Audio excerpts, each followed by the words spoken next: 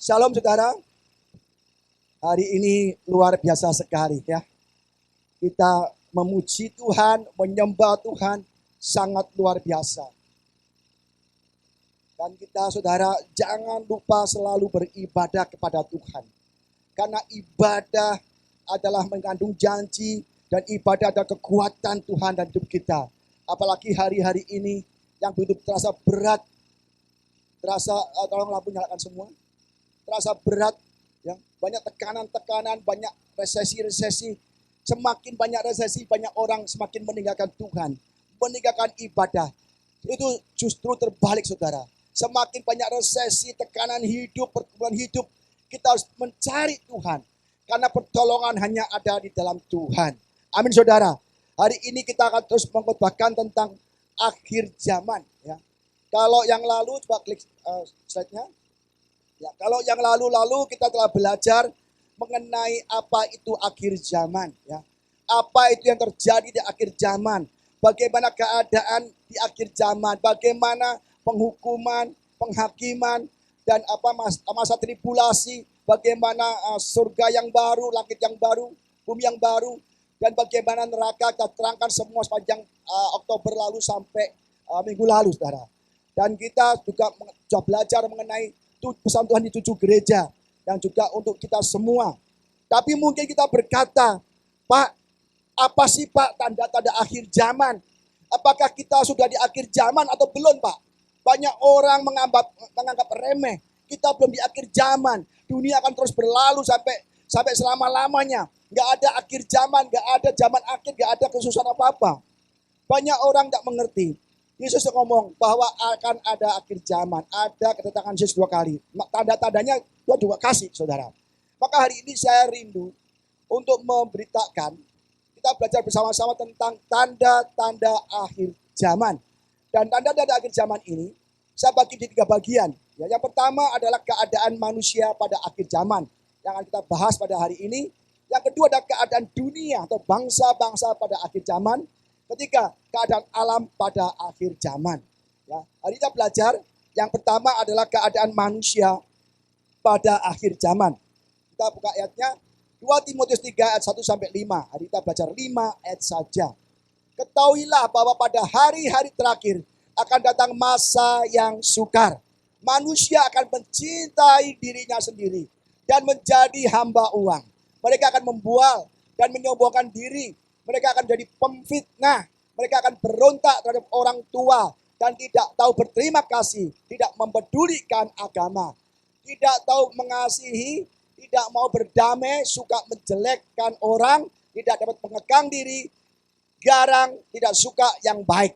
Suka mengkhianat. Tidak berpikir panjang. Berlagak tahu. Ya, sok tahu. Ya. Lebih menuruti hawa nafsu daripada menuruti Allah. Secara lahiriah mereka menjalankan ibadah mereka. Tapi pada hakikatnya mereka memungkiri kekuatannya. Jauhilah mereka itu. Jadi kita harus menjauhi mereka. Hari ini kita belajar satu persatu ayat yang akan kita 5 ayat ini kita pelajari. Supaya kita tahu apa artinya semua. Ketahuilah bahwa pada hari-hari terakhir akan datang masa sukar. Hari-hari terakhir dalam bahasa Yunani adalah the last day, period the last day adalah eskatos, the end, the last, the final, the end of apa? The end of place or time. Jadi berakhirnya waktu dan tempat, ya. Berakhir semua, ya. Ujung terakhir rendah, paling ujung. Ini artinya eskatos. Maka ada ilmu namanya eskatologi. Itu mempelajari tentang akhir zaman. Apa yang terjadi akhir zaman, bagaimana sistematikanya, bagaimana urutannya, semua dalam studi eskatologi. Eskatos, yang akhir. Ya, jadi kita tahu saudara ya. Dan Yesus pun berkata, ya kan, firman-Nya, lagi kepadaku, semuanya telah terjadi. Aku adalah Alfa dan Omega, yang awal dan yang akhir. Orang yang haus akan kuberi minum dengan cuma-cuma dari mata air kehidupan. Yesus berkata, aku yang awal dan akhir.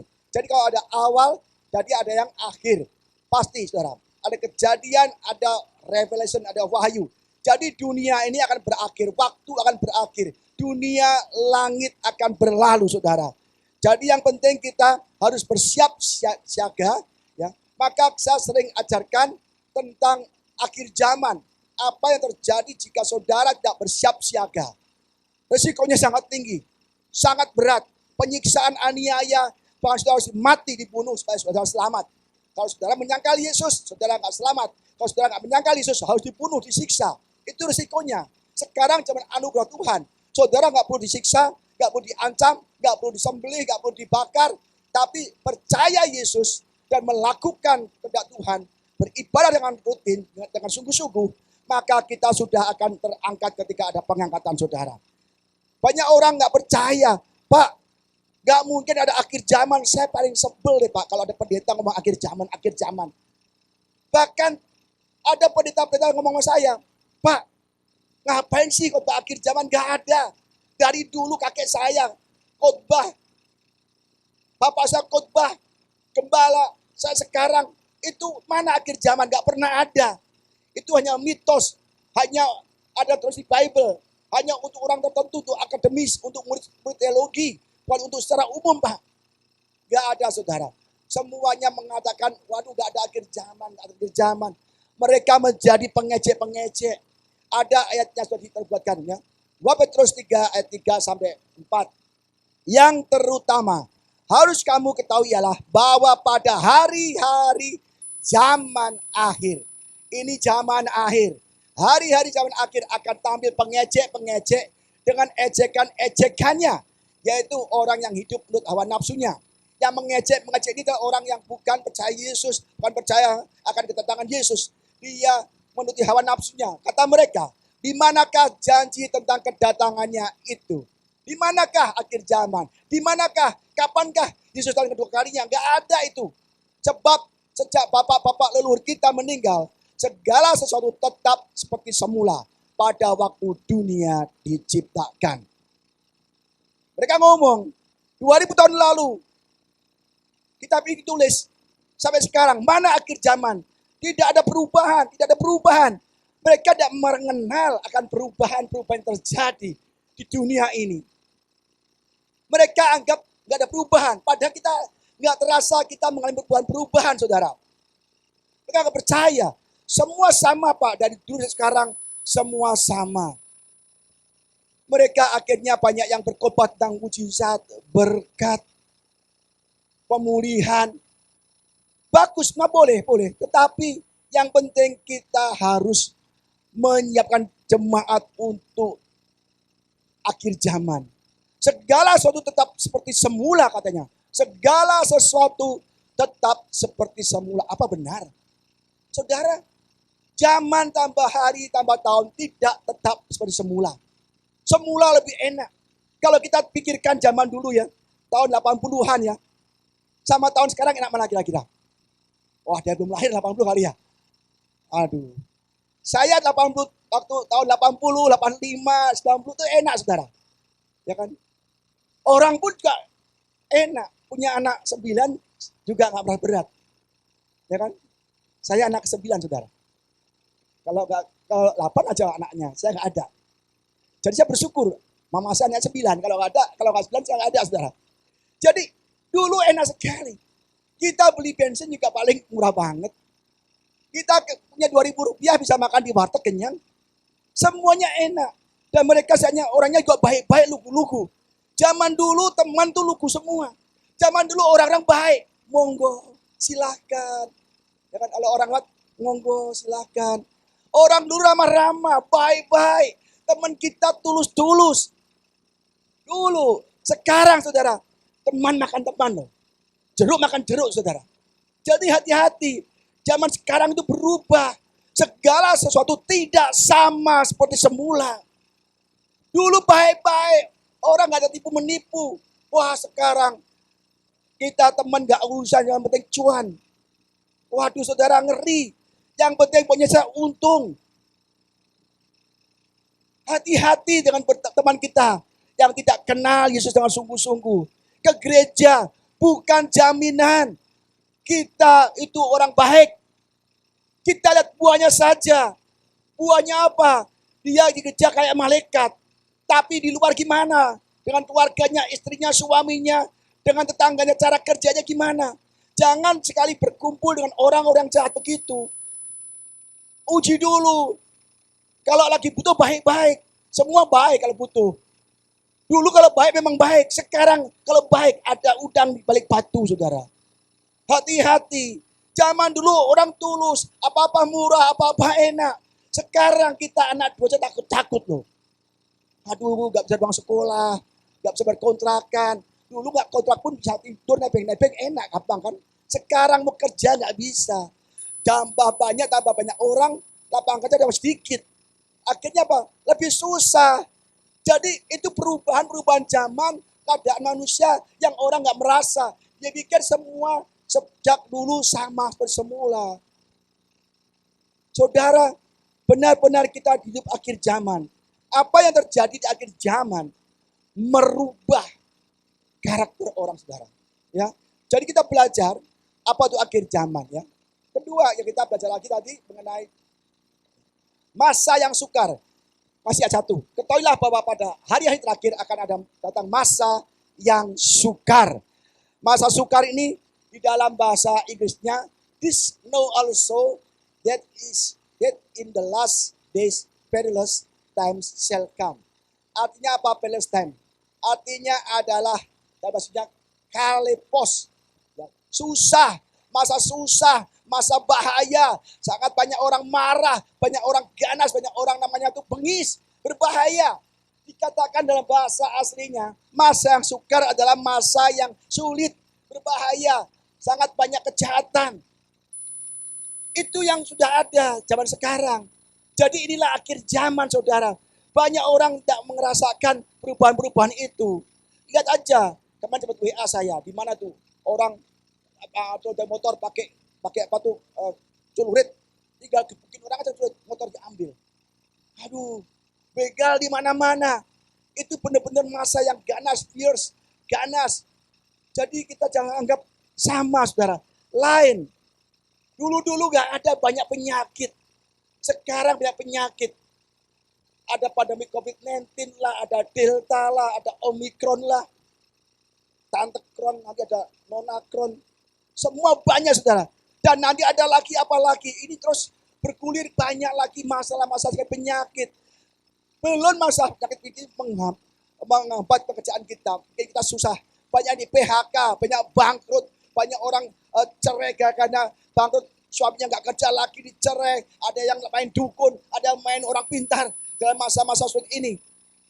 Belum selesai. Masih ada perang lagi. Rusia dan Ukraina. Ya kan? Pak, perang apa hubungannya dengan saya, Pak? Tidak ada hubungannya. Memang kita nggak berperang, saudara. Tapi dampaknya kita rasakan. Eropa tidak dikasih pasokan minyak. Gimana mereka bisa mati semua? Eropa bergantung Rusia. Mereka berperang, musuhan. Jadi stop minyaknya. Lah kita apa hubungannya, Pak? Kita aja baru perang sebentar waktu dulu, 2 bulan lalu. Kita ada kelangkaan minyak goreng. Minyak goreng dan langka, ada panik semua. Orang pada borong, pada nimbun, pada panik. Waduh, saudara, Indomaret juga gak ada. Apa-apa gak ada pun mahal sekali. Gimana orang susah? Ini bukannya masa-masa sulit. Bukannya akhir zaman. Ya kan? Itu baru gak ada. Baru langka. Minyak goreng. Sekarang bensin semua naik. Pak, saya nggak naik motor, Pak. Saya nggak naik mobil, Pak. Saya Grab. Ya, kalau bensin naik, ya Grab naik. Kalau bensin naik, sembako naik. Dibarengin lagi mau berpuasa, bulan puasa, lebaran. Udah naik, tiap tahun naik bulan puasa. Ini tambah lagi langka minyak goreng, bensin naik. Saudara, ini akhir zaman. Ini sangat berat sekali. Maka kalau kita nggak bergantung dengan Tuhan, kita akan setengah mati, saudara. Jadi benar-benar akan terjadi peperangan yang dahsyat. Di mana-mana tahun kerusuhan. Kalau kerusuhan begini, saudara. Aduh, saudara bisa nangis tuh, saudara. Kenapa nggak bersyukur pada Tuhan? Nanti akan ada orang-orang miskin begini. Banyak nanti. Bensin naik, semua naik. Orang miskin nggak bisa makan lagi. Ya kan? Jadi ini benar-benar sudah akhir zaman yang sangat berat sekali. Ya. Apa tanda-tanda? Ya, semua ini merubah keadaan manusia. Karena sulit hidup, sulit bekerja, sulit usaha, dan sangat rawan, sangat bahaya dunia ini. Itu berubah karakter manusia. Yang kedua, manusia akan mencintai dirinya sendiri dan menjadi hamba uang. Mereka akan membual dan menyombongkan diri. Mereka akan menjadi pemfitnah, mereka akan berontak kepada orang tua dan tidak tahu berterima kasih, tidak mempedulikan agama. Kita bahas yang pertama, mencintai diri sendiri. Ya, tampaknya orang ya semua pokoknya sendiri semualah. Ya kan? Orang itu bahaya sekali kalau mencintai diri sendiri. Ya, tidak pernah menghiraukan orang lain. Pada ini ada 19 karakter yang sangat akan kita bahas. Ini baru satu karakter, mencintai diri sendiri. Dan orang sendiri itu sangat berbahaya, saudara. Ya. Orang yang mencintai diri sendiri itu orang yang berpusat pada diri sendiri dan mengutamakan diri sendiri, menjadi egois, semua dikerjakan untuk kepentingan sendiri. Dan kita harus menjauhi mereka. Ya. Maka bukan secara kebetulan karakter pertama adalah mencintai diri sendiri, taruh yang awal. Karena orang yang mencintai diri sendiri akan menjadi hamba uang, sombong, pemfitnah. Jadi saudara, maka tidak kebetulan ditaruh yang awal. Mencintai diri sendiri adalah dosa besar, saudara. Jika kita mencintai diri sendiri lebih dari Tuhan, lebih dari harta, lebih dari semuanya, kita akan menjadi orang berdosa. Ini ditulis di Filipi juga, Filipi 2 ayat 4-8. Dan janganlah tiap-tiap orang hanya memperhatikan kepentingannya sendiri, tetapi kepentingan orang lain juga. Hendaklah kamu dalam hidupmu bersama menaruh pikiran dan perasaan yang terdapat juga dalam Kristus. Harus sama dengan Kristus. Yang walaupun dalam rupa Allah, tidak menganggap kesetaraan dengan Allah itu sebagai milik yang harus dipertahankan. Melainkan telah mengosongkan dirinya sendiri dan mengambil rupa seorang hamba dan menjadi sama dengan manusia. Dan dalam keadaan sebagai manusia itulah merendahkan dirinya dan taat sampai mati, bahkan sampai mati di kayu salib. Ya, jadi Yesus tidak pernah mementingkan diri sendiri. Kalau dia mementingkan diri sendiri, dia nggak mau ke dunia, nggak mau menjadi manusia, nggak mau menjadi rupa hamba. Rupa hamba itu pelayan, dulos, terendah kastanya. Yesus mau merendahkan dirinya, mau menjadi dulos, hamba. Karena apa? Yesus tidak mau mementingkan diri sendiri, tetapi mementingkan kita semua. Supaya kita tidak binasa, supaya kita selamat masuk ke surga. Tetapi kita yang sudah ditebus oleh Yesus, kita tidak mau ibadah dengan sungguh-sungguh, tidak mau melayani Tuhan dengan sungguh-sungguh. Bahkan kalau mau melayani sungguh-sungguh, ya maunya berkuasa. Melayani sungguh-sungguh maunya untuk kepentingan sendiri, mencari kemuliaan, mencari pujian. Banyak dari kita yang melayani Tuhan, ya, bahkan buka gereja sekalipun, atau buat program-program ke daerah untuk pelayanan, mereka tidak mementingkan pekerjaan Tuhan, mementingkan diri sendiri, mementingkan kantong sendiri. Memang kadang-kadang kita melayani ke daerah, ya kan? Seolah-olah kita generous, murah hati, memberi. Tetapi mengambil keuntungan.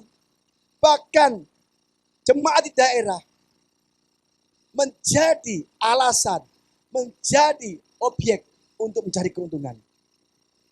Tidak sedikit saudara, banyak orang ke dokter pelayanan, berkhotbah ke daerah bagi sembako. Mereka dapat dana mungkin 1 miliar, yang disumbangkan 1 juta. Kemana yang lainnya? Zaman sekarang zaman jahat, orang banyak mementingkan diri sendiri. Ibadah pun demikian, mungkin gak di mimbar. Mereka bilang aku. Mereka hanya menonjolkan diri sendiri, lebih dari orang lain.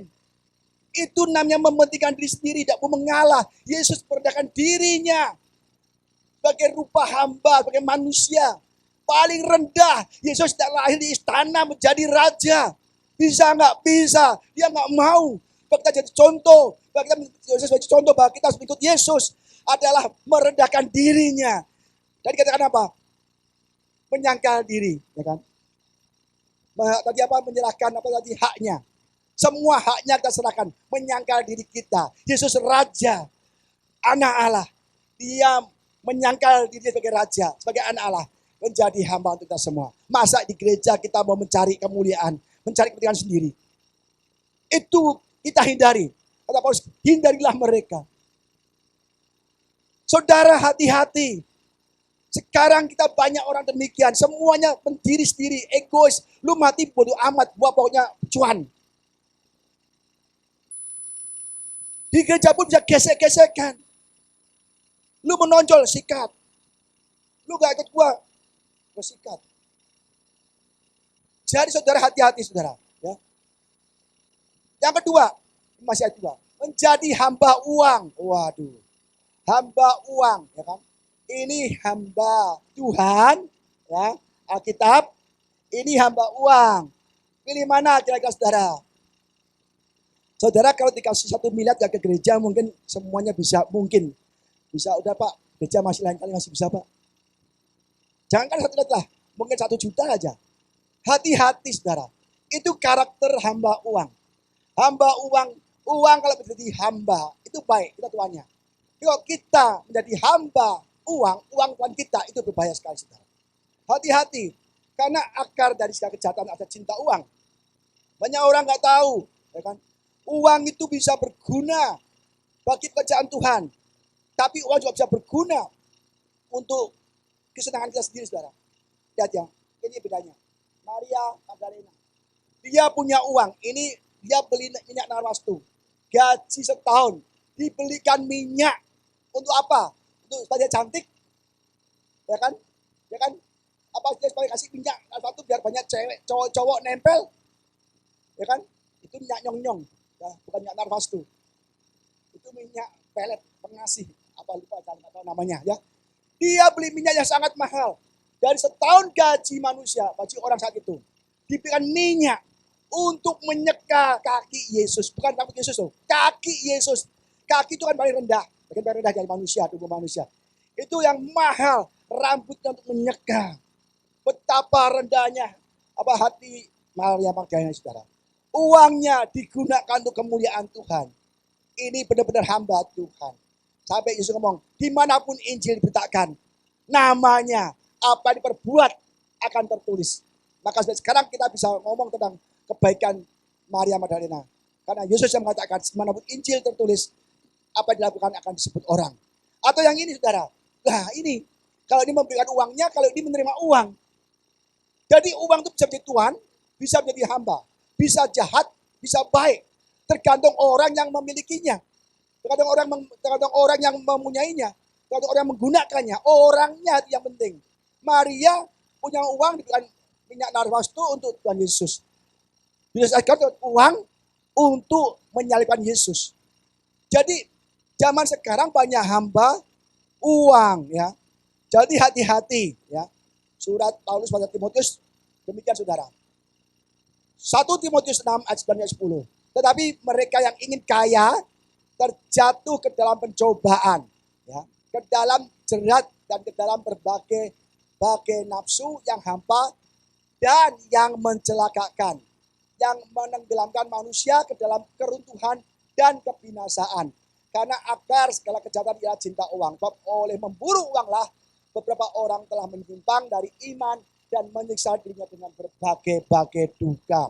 Jelas, di sini uang sangat-sangat berkuasa atas manusia yang tidak percaya Tuhan, yang imannya hanya setengah-setengah, saudara. Karena cinta uang, ya, mungkin gara-gara 5 juta, 10 juta, orang bisa murtad. Orang bisa meninggalkan Yesus, bisa meninggalkan imannya. Banyak sekali saya temukan. Gara-gara uang, orang bisa meninggalkan iman pada Yesus, saudara. Bahkan, ya kan ini gambar wanita kan, gara-gara uang mereka bisa jadi pelakor, jadi orang menjual diri, ya kan, pelacur, jadi gigolo. Karena uang, saudara.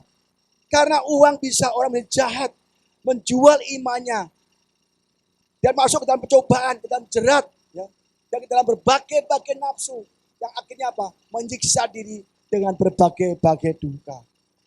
Itu manusia zaman sekarang. Tidak mau kerja susah-susah, comot aja suami orang lain. Ya kan? Itu pejabat, itu orang kaya, punya keluarga, punya istri, bodoh amat. Yang penting aku dikasih uang. Banyak saudara. Banyak sekali, hati-hati. Maka saudara hati-hati sekali ya. Keluarga harus saling mengasihi, menyayangi, harus terbuka, harus berdoa siang dan malam. Supaya ya suami saudara nggak digondol kuntilanak saudara. Banyak kuntilanak yang berkeliaran di sosmed saudara. Banyak sekali. Itu akhir zaman saudara karena cinta uang. Ya, cinta uang sangat berbahaya saudara. Ya. Dan bahkan kita ke pelayanan cinta uang nggak boleh. Ya. Kedoknya pelayanan, padahal dia mau uang, nggak boleh. Itu kita jadi Yudas Iskariot. Ya. Itu tanda-tanda akhir zaman. Orang semakin cinta uang daripada cinta ibadah. Lu dibayar di luar lebih tinggi. Wah, tapi maaf Pak, saya udah ada jadwal di AOC Pak, itu keren. Yuk saya bayar ke sini. Yaudah nggak apa-apa deh pergi. AOC ditinggal. Jadi banyak pelayan Tuhan yang demikian karena di luar lebih tinggi bayarannya, tetapi dan jadwal di gereja mereka tinggalkan gereja untuk ke tempat lain sekuler yang lebih tinggi bayarannya. Itu cinta uang. Ya, ingat para pengerja. Ya. Para pengerja, ya, jangan sampai gara-gara di luar lebih tinggi, saudara cancel. Ya. Kecuali kalau belum jadwal nggak masalah. Kalau udah jadwal, cancel gara-gara main di luar lebih tinggi. Saudara sedang cinta uang. Saudara adalah pengerja akhir zaman. Ya. Ada pengerja akhir zaman juga. Saudara. Yang ketiga, membuang dan menyombongkan diri. Ya kan? Keren kan dia kayak mobil begini. Oh, pesawat pribadi, mobilnya apa nih, Lamborghini apa Ferrari, saya nggak tahu, saudara. Banyak orang sombongkan diri, saudara. Hati-hati, banyak orang kayaknya keren-keren, ya kan? Kayak Laodikia kan di Wahyu 3:17. Karena engkau berkata, aku kaya, aku telah memperkaya diriku dan aku tidak kekurangan apa-apa. Dan karena engkau tidak tahu bahwa engkau melarat, malang, miskin, buta, dan telanjang. Ini sama dengan jemaat Laodikia. Dia menyombongkan dirinya. Aku kaya dan terus memperkaya diriku dan aku tidak kekurangan apa-apa. Jadi gak butuh siapa-siapa, termasuk gak butuh Tuhan. Tetapi di hadapan Tuhan, apa kata Tuhan? Engkau tidak tahu bahwa engkau melarat, malang, miskin, buta, dan telanjang. Orang kaya, banyak uangnya, ada pabrik garment, pabrik tekstil, punya pabrik salep mata yang terkenal. Kaya. Mereka membakar kekayaannya. Tapi di mata Tuhan, mereka adalah miskin dan telanjang, saudara. Jadi apa yang dilihat Tuhan tidak sama yang dilihat manusia.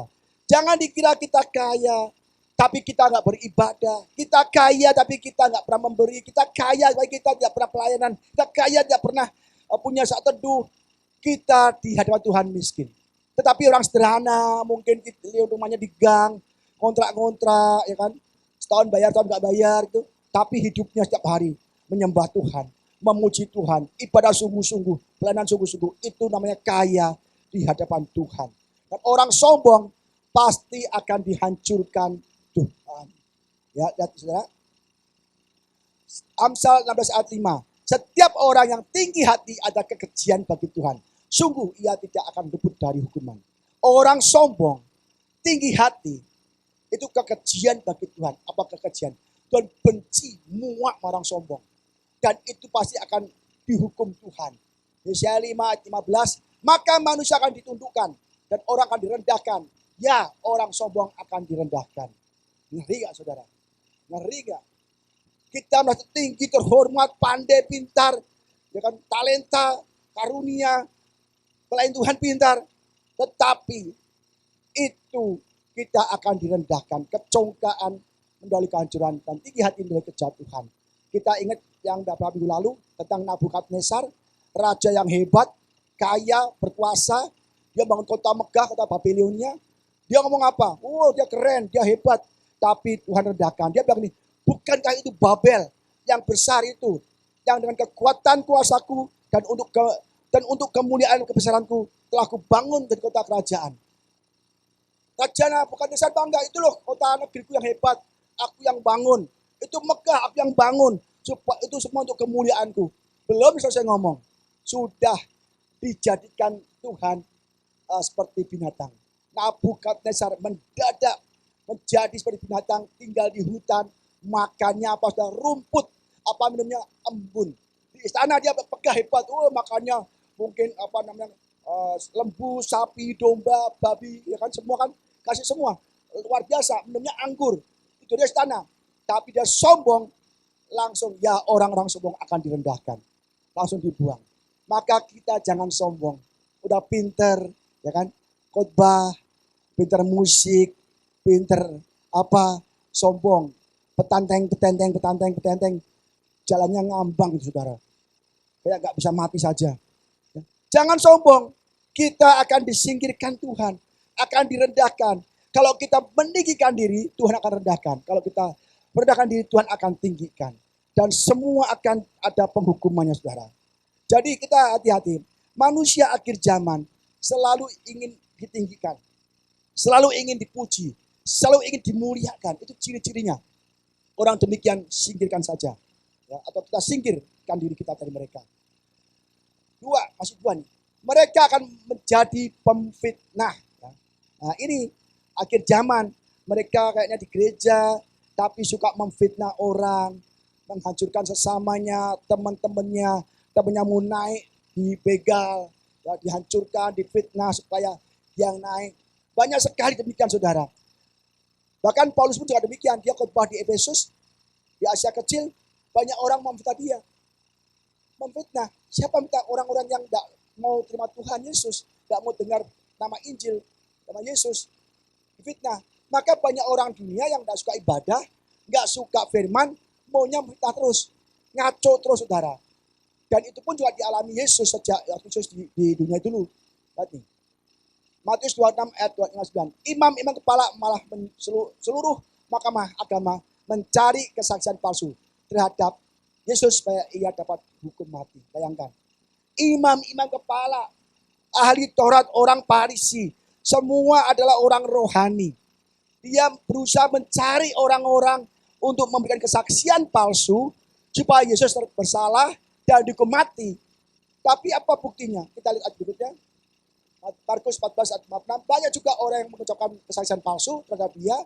Ya, banyak juga orang yang mengucapkan kesaksian palsu terhadap dia. Tapi kesaksian itu tidak sesuai yang satu dengan yang lain. Dipaksakan saudara. Udah Yesus gak salah. Imam-imam kepala itu orang-orang rohani. Tertinggi di dalam rumah ibadat. Dia iri sama Yesus. Ya, dan dia mencari saksi-saksi palsu. Banyak saksi palsu. Untuk menyalibkan Yesus, membunuh Yesus. Tetapi gagal. Karena kesaksiannya ya tidak sama. Semua tidak sesuai. Tetapi namanya orang jahat. Ya. Orang pemfitnah, penghasut, pemecah belah. Selalu cari alasan. Kalau gak hancur, gak mati, aku gak berhenti. Ada loh saudara, orang demikian. Kalau gak hancur, aku hancurkan sampai aku mati pun aku hancurkan terus. Selama aku napas, aku hancurkan. Demikian orang Farisi. Dipaksakan tahu gak sesuai. Tahu saksi-saksi palsu ketahuan itu gak sesuai dengan apa adanya. Yesus gak bersalah. Sampai Pontius Pilatus ngomong. Saudara-saudara, Yesus telah aku periksa. Tidak ada satupun kudapati Yesus bersalah. Yang layak dihukum mati atau penjara. Tetapi imam kepala menghasut rakyat. Udah saksi palsu gak mempan. Menghasut Pontius gak mempan. Dan memecah belah gak mempan. Imam yang kepala menghasut seluruh rakyat untuk membunuh Yesus. Dan akhirnya Yesus dibunuh.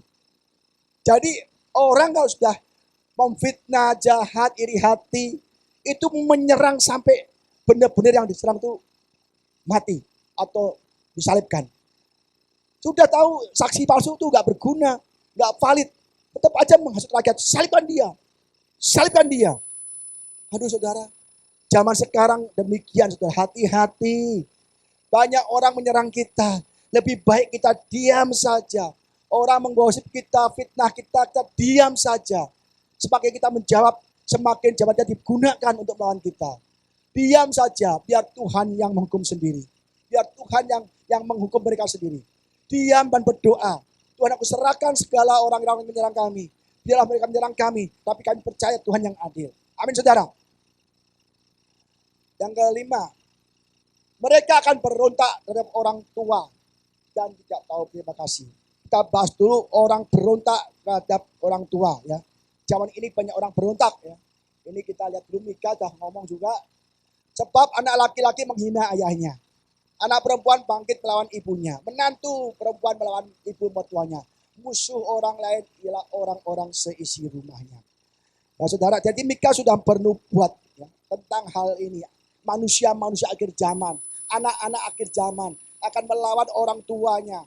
Ya, orang tua dibuang ke panti asuhan, orang tua dibuang di jalan. Ya. Ini ada lagi aja saudara, Matius 10, ada satu kata Yesus, orang akan menyerahkan saudaranya untuk dibunuh. Demikian juga seorang ayah akan anaknya. Dan anak-anak akan memberontak terhadap orang tuanya dan akan membunuh mereka. Zaman sekarang saya di sosmed, ada ibu-ibu ya dibuang di pinggir jalan, di kebun. Bayangkan ibu-ibu dibuang di kebun. Dicek sama polisi, ibu itu gak bisa ngomong, stroke. Gak bisa ngomong, stroke. Dibuang. Betapa kejamnya anak ini.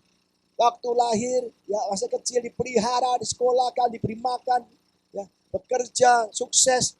Tapi begitu ibunya miskin, ibunya stroke, anak itu tega membuang ibunya ke jalan.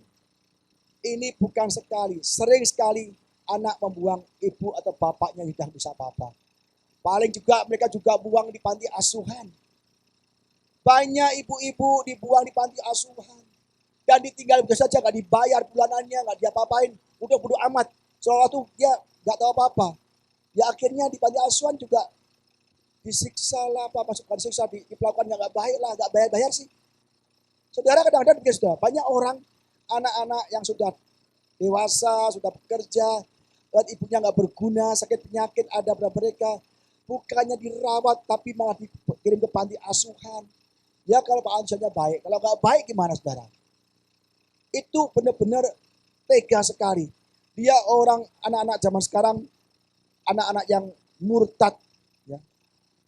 Puhau, ya orang China bilang puhau, tidak baik, bukan uhau. Ya. Jadi saudara kita jadi anak-anak harus menghormati orang tua kita. Ya. Ini anak-anak akhir zaman juga ada. Jadi banyak perubahan-perubahan karakter di akhir zaman. Dan itu terjadi zaman ini, saudara nggak merasakan. Ya. Ini kayak ayat masih ayat 2, udah kurang 8 itu, tapi nggak apa-apa lah. Tidak tahu berterima kasih. Ya. Tidak tahu berterima kasih. Lihat saudara, kita banyak orang tidak tahu berterima kasih. Zaman sekarang banyak orang bokamsia. Ya. Tidak berterima kasih. Sudah ditolong, nggak terima kasih. Kan banyak kan kita ya, mungkin sudah pernah mengalami orang, Pak tolong Pak. Hutangi saya Pak, ya kan? Kita tolong, kita hutangi, nggak terima kasih, malah menjelekan kita. Ada juga karyawan, Pak tolong Pak, kakak saya mau bekerja di sini, adik saya mau bekerja di sini, Pak tolong Pak. Karena melihat orang itu kita tolong, tapi orang itu nggak berterima kasih. Kenapa? Dengan bekerja yang baik, dengan benar, nggak taat, nggak tunduk, nggak berterima kasih. Banyak orang demikian saudara. Tuhan nggak suka demikian. Kalau kita diberkati Tuhan, selamat, kita harus berterima kasih dengan apa? Ibadah yang sungguh-sungguh, memuji Tuhan dengan sungguh-sungguh. Banyak pikir orang di sini nggak berterima kasih, rasanya enak, ya kan nggak mau taat, nggak mau tunduk. Tapi begitu nggak di sini lagi, mereka pikir enak, belum tentu juga. Banyak kalau kita punya karyawan merasa di sini tertekan, nggak enak, begitu keluar pindah ke tempat lain bersama pencuci sarang. Baru 5-6 bulan, 3 bulan.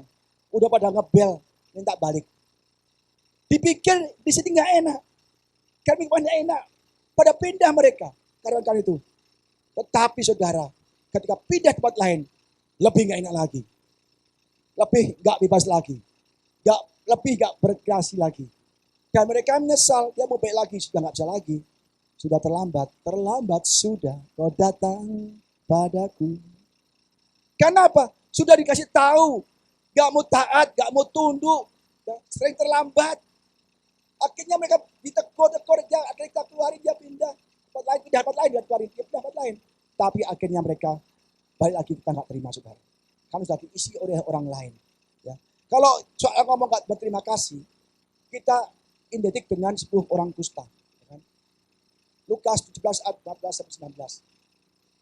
Seorang dari mereka ketika melihat bahwa ia telah sembuh, kembali sambil memuliakan Allah dengan suara nyaring.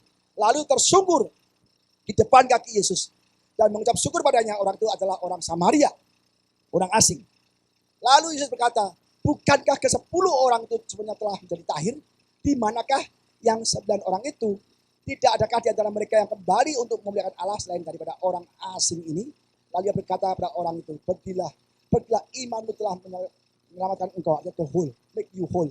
Utuh, pulih secara keutuhan, pulih segalanya. Make you whole, itu bahasa aslinya. Jadi 10 orang kusta, 9 orang Yahudi, 1 orang Samaria.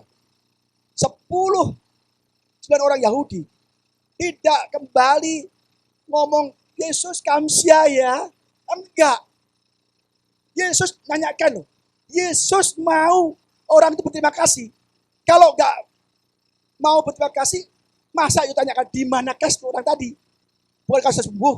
Kok hanya 1 saja yang datang terima kasih? Yesus menghendaki 9 orang atau 10 orang itu berterima kasih. Di manakah yang 9 orang tadi? Dicari sama Yesus. Mana itu kepala-kepalanya kok gak ada? Sembuh semua kok lupa sama aku. Hanya orang Samaria, orang asing ini. Saudara, Yesus menghendaki kita berterima kasih. Kita disembuhkan, diberkati, punya keluarga, punya anak. Berterima kasih. Banyak orang lupa. Kalau dia diberkati, lupa berterima kasih. Lupa ibadah. Menyembah Tuhan. Tuhan terima kasih engkau baik. Keluargaku sehat. Pekerjaanku baik. Semuanya baik. Terima kasih Yesus. Ke gereja beribadah. Banyak orang diberkati pada hilang semua. Makanya jangan salahkan. Kalau Pak doa saya kok gak dijawab Tuhan Pak. Pak doaku cuma diberkati kok. Saya susah terus Pak. Lah kamu orang Bokamsia Tuhan tahu. Kamu dulu diberkati gak terima kasih. Gak ke gereja, gak pelayanan. Gak memuliakan aku. Harusnya kamu kalau diberkati. Terima kasihlah. Bersaksi itu kebaikanku. Kamu beribadah kepadaku. Baru aku kasih lagi. Doa kamu apapun aku kasih. Gak mau berterima kasih, gimana mau kasih lagi? Doa kita juga percuma, Tuhan ketawa aja. Makanya kalau ada jemaat yang kasih saya babi panggang, ya kan, siomay, pete, semua itu, saya berterima kasih. Terima kasih ya. Tuhan Yesus berkati. Loh. Kan senang yang ngasih, kita dikasih lagi. Ya, gitu saudara. Jadi kalau kita dikasih makanan, ya kan, samcan gitu ya, Pak Gembala. Oh saya terima kasih ya enak samcannya. Ya kan? Saya berkati ya. Ya kan? Jadi kelak dikasih lagi gitu loh. Ya kan? Ini serius saudara. Bukan saya minta lagi. Tapi sama prinsipnya. Kalau kita diberi Tuhan kesembuhan, pemulihan, keluarga, kesehatan. Kita berterima kasih. Tuhan beri lagi lebih banyak lagi. Amin saudara. Kita dikasih berkat, pekerjaan, sibuk. Akhirnya gak ke gereja. Itu Bokamsia, saudara minta lagi gak kasih loh. Mau nungging tiap malam juga gak kasih. Jangan nungging Tuhan berkati. Dia ketawa, kayak gitu. Iya, sama kalau orang tidak tolong sama kita, dia gak berterima kasih, malah musuh kita, minta lagi. Ya udah, kita tutup pintu aja. Jadi saudara, itu prinsipnya sama. Yesus, Tuhan serupa dengan kita. Hati kita sama. Kita punya perasaan, Tuhan punya perasaan. Ya kan? Jadi saudara hati-hati ya. Ini masih ayat 1 saudara. 2 saudara. Tidak mempedulikan agama. Ini masih ayat 1. Sudah habis waktu ini. Gak seperti Tuhan saudara. Satu aja saudara ya. Bahasa Inggrisnya lain. Ya. Tidak mempedulikan agama. For men shall be lover of their own self. Covetous, boaster, proud, blasphemer, disobedient to parents, unthankful, unholy. Bahasa Inggrisnya dari tidak mengindahkan agama adalah unholy. Atau dia anusius, jahat, tidak bertuhan, unholy. Jadi beda saudara. Banyak orang tidak memedulikan agama. Ya. Zaman sekarang gereja tidak dipedulikan lagi. Lihat nih, gereja sepi, kasihan kan. Pendeta khotbah nggak ada yang nonton, nggak ada yang ikut ibadah. Jemaatnya mana ini?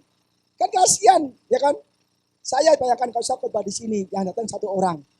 Kan mubasir tempatnya banyak besar gini saudara. Jadi sekarang tidak banyak orang mau beribadah. Tidak memedulikan ibadah. Tidak yang penting ibadah itu. Ya kan? Mereka lebih suka jalan-jalan. Ibadah itu kayak beban. Aduh, minggu lagi. Perasaan kemarin baru minggu. Loh, kemarin Sabtu, minggu.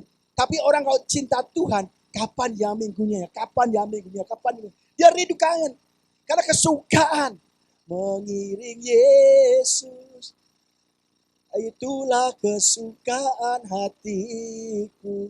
Kalau orang suka beribadah, dia kangen rindu. Kalau orang gak suka ibadah, tidak mempedulikan agama, minggu itu jadi beban, siksaan, tekanan. Lebih senang di mall. Di mall enak, sukacita, gembira. Tidak ada tekanan. Itu namanya orang jemaat akhir zaman. 2 jam di gereja dianggap siksaan, tekanan, penderitaan. Aduh saudara, lu gak datang juga gak masalah kok. Mau ke mall aja, wong lu juga manusia akhir zaman. Ya kan? Nanti tapi tunggu tanggal mainnya nanti kan. Jadi banyak orang gak mau beribadah. Di rumah Tuhan itu enak saudara. Makanya kata Daud apa? Lebih baik satu hari, ya kan? Di pelataranmu daripada 1000 hari di tempat lain. Sebab lebih baik 1 hari di pelataranmu daripada 1000 hari di tempat lain. Lebih baik berdiri di ambang pintunya aja rumah Tuhan, rumah Allahku, daripada diam di kemah-kemah orang fasik. Nanti saudara, akhir zaman, ini akhir zaman. Gereja-gereja banyak sepi. Gereja-gereja besar yang ribuan orang akan ditinggalkan jemaatnya. Bukan gerejanya gak megah, bukan gak baik, bukan. Tapi manusia-manusianya, manusia-manusia akhir zaman. Tidak lagi mempedulikan agama. Tidak lagi mempedulikan gereja. Tidak lagi mempedulikan ibadah. Mereka senang ibadah-ibadah. Kalau pendetanya lucu, ya, kasih motivasi, kerja giat pasti sukses. Ya, yang sekali tebas semua, itu senang. Banyak jemaat-jemaat itu senang khotbah-khotbah yang menyenangkan telinganya. Itu akhir zaman saudara. Kita baca ayatnya saudara, ayatnya masih banyak. Baru ayat 2. Beritakanlah firman. Siap sedialah baik atau tidak baik waktunya. Ya. Nyatakanlah apa yang salah. Tegurlah dan nasihatilah dengan segala kesabaran dan pengajaran. Karena akan datang waktunya orang tidak dapat lagi menerima ajaran sehat. Ya kan? Tetapi mereka akan mengumpulkan guru-guru menurut kehendaknya untuk memuaskan keinginan telinganya. Mereka akan memalingkan telinganya dari kebenaran dan membukanya bagi dongeng. Nih, kalau sakti begini, wah senang. Kebes sekali, kebas 10. Nah itu sudah senang saudara. Banyak orang-orang akan mengumpulkan guru-guru yang sesuai dengan keinginannya. Mementingkan apa? Kenikmatan telinga mereka saudara. Jadi itu nanti akhir zaman. Akan banyak pembicara gereja yang lucu-lucu, yang motivasi, ya, yang membuat kita senang. Wah betul ya, hebat ya, wah semangat ya. Padahal motivasi itu timbul dari firman Tuhan.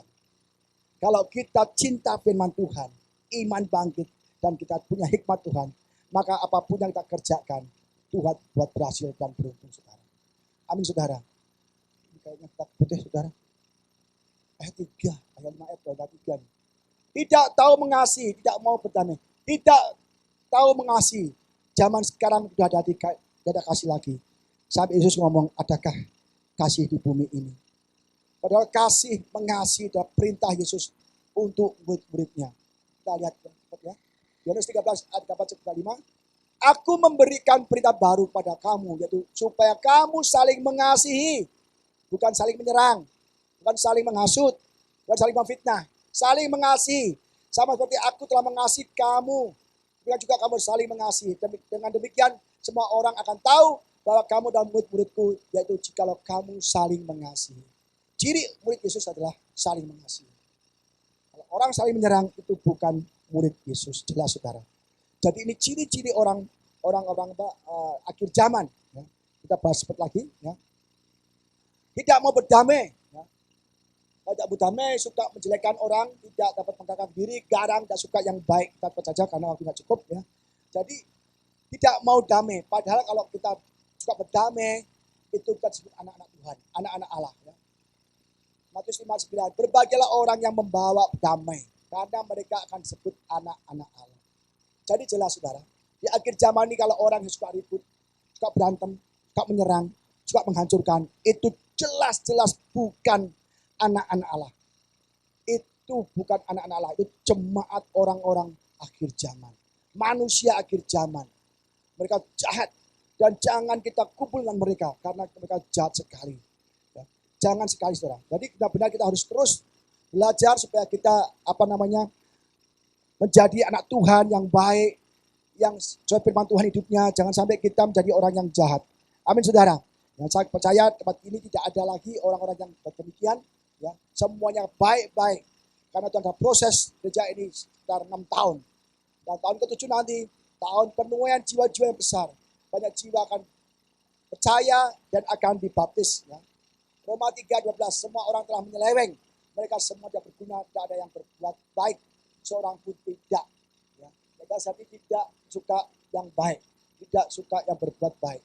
Jadi nanti orang akan jahat semua. Akhir zaman orang jahat semua. Jadi kita harus berhati-hati. Jangan sampai kita menjadi jahat. Ya. Kita cepat lagi ya. Suka berkhianat. Saya nggak bisa bahasa satu ini. Tidak berpikir panjang, belakang tahu lebih menuruti nafsu daripada menuruti Allah. Tadi seperti katakan bahwa Yudas Iskariot ngomong apa? Kemudian pergilah seorang dari ke-12 murid itu yang bernama Yudas Iskariot pada imam dan kepala. Ia berkata, apa yang hendak kamu berikan kepadaku, baik aku menyerahkan dia kepadamu. Mereka berarti 30 uang perak kepadanya dan mulai saat itu mencari kesempatan yang baik untuk menyerahkan Yesus. Yudas berkhianat. Dia berkhianat, apa yang kau berikan kepadaku untuk aku serahkan Yesus. Ini jahat sekali. Bayangkan, itu murid Yesus. Murid Yesus diberi kuasa untuk usir setan macam-macam. Tapi tega-teganya bisa menjual Yesus. Itu benar-benar kejam, saudara. Bayangkan begitu baiknya Yesus, tapi dikhianati. Makanya saudara, hati-hati kita melihat orang. Jangan terburu-buru kita lihat orang itu baik. Semua katanya baik, ke gereja rajin, pelayanan hebat. Belum tentu baik saudara. Kita berdoa kepada Tuhan punya hikmat. Jangan kita lihat luarnya saja. Nanti orang itu semuanya sepertinya baik padahal jahat sekali. Secara lahiriah mereka menjalankan ibadah mereka. Tetapi hakikatnya mereka memukiri kekuatan, jauhlah mereka. Mereka beribadah, berada di bait Allah, dengarkan Yesus berkhotbah. Tapi banyak orang-orang juga beribadah, mendengarkan Yesus. Tetapi apa? Bukan percaya Yesus, tetapi dia mencari-cari kata-kata Yesus yang mungkin bisa salah. Kalau mereka mendengarkan Yesus, menjadi murid Yesus, percaya Yesus, ikut Yesus. Tapi mereka, tokoh-tokoh rohani, imam-imam kepala, ahli-ahli Taurat, orang Farisi, mereka ikut hadir di rumah ibadat. Hanya untuk mencari, mungkin ada Yesus yang salah kata-kata akan saya pergunakan ke sidang untuk menghukum Yesus. Mereka sepertinya domba seperti mereka. Sama, padahal mereka serigala, saudara. Banyak orang di gereja sepertinya baik, sepertinya mulia, percaya Yesus. Tapi mereka mencari siapa yang bisa kujak, siapa yang bisa telan. Bila perlu gembalanya telan sekalian. Ini banyak saudara. Jangan ketawa saudara. Nah ini yang ditelan bukan muridnya. Yesus yang ditelan kok. Bayangkan. Yang diserang bukan muridnya Yesus. Tapi Yesusnya, gurunya. Dan ada kemungkinan saudara gak nyerang sesamanya. Nyerang saya. Loh, benar saudara. Ini yang diserang bukan muridnya loh. Siapa? Yesus yang diincar, bukan muridnya. Setan bisa memakai jemaat Tuhan untuk menghancurkan gereja, menghancurkan gembalanya. Gembala udah kasih firman baik-baik, diserang aja. Kalau gak mati aku gak bakal berhenti. Lah aku mati ya gak apa-apa, masuk surga. Lu mati masuk neraka. Rugi sendiri. Ya kan? Benar saudara. Duh, ini apa adanya saudara. Saya nggak takut. Kalau kita beritakan firman dengan benar, setan akan bereaksi. Memakai orang-orang untuk menggoncang, menggoyang. Maka Yesus ngomong apa? Kerajaan surga hari ini goncangkan. Akan digoncang oleh iblis-iblis melalui orang-orang lain. Banyak orang sepertinya domba, tapi serigala. Kita lihat wajahnya. Wis ini saudara. Bayangkan, ini rupanya begini. Sama-sama tapi moncongnya lain tuh. Sumurnya lain tuh. Wah, matanya bengis tuh. Dia kalau mau kumpul mereka, pakai dulu pakaiannya. Ya, pakai dulu. Orang Parsi pakai jubah bagus-bagus. Sembayangnya keren kan. Panjang-panjang. Pakai begini. Tapi mereka ada di tengah-tengah domba. Mereka ada di tengah-tengah domba. Ini akhir zaman. Manusia akhir zaman akan semua berubah karakter begitu jahat saudara. Maka hati-hati saudara. Dan saya pesan, jauhilah mereka. Jauhilah mereka. Kata firman Tuhan, jauhilah mereka itu. Jangan dekati mereka, sudah dimakan. Jangan dekati, jauhilah mereka. Orang-orang yang jahat, jauhi. Sebab gak ada orang jahat itu baik sama kita. Kita berteman dengan orang jahat, tidak ada keuntungannya. Pegang tuh, dimakan sendiri. Gak bakal dibagi saudara. Gak bakal, kalau sudah dikasih uang aja, itu ada motivasinya, ada perintahnya, harus diikuti. Gak mungkin kita berjahat dengan orang jahat, bergaul dengan orang jahat. Oh jahat kaya, kamu kaya. Enggak, kamu ditindas ya. Dikacung bahasanya. Diperintahkan untuk berbuat jahat. Gak ada orang jahat itu baik kasih uang tanpa motivasi, gak ada. Semua itu ada motivasinya. Maka kata Paulus, jauhilah mereka. Jangan dekati mereka, jangan sampai kita kena hukuman Tuhan. Ya, silakan mungkin pemusik siap-siap. Ini yang benar-benar terakhir. Kalau nggak terakhir, udahlah saya turun aja.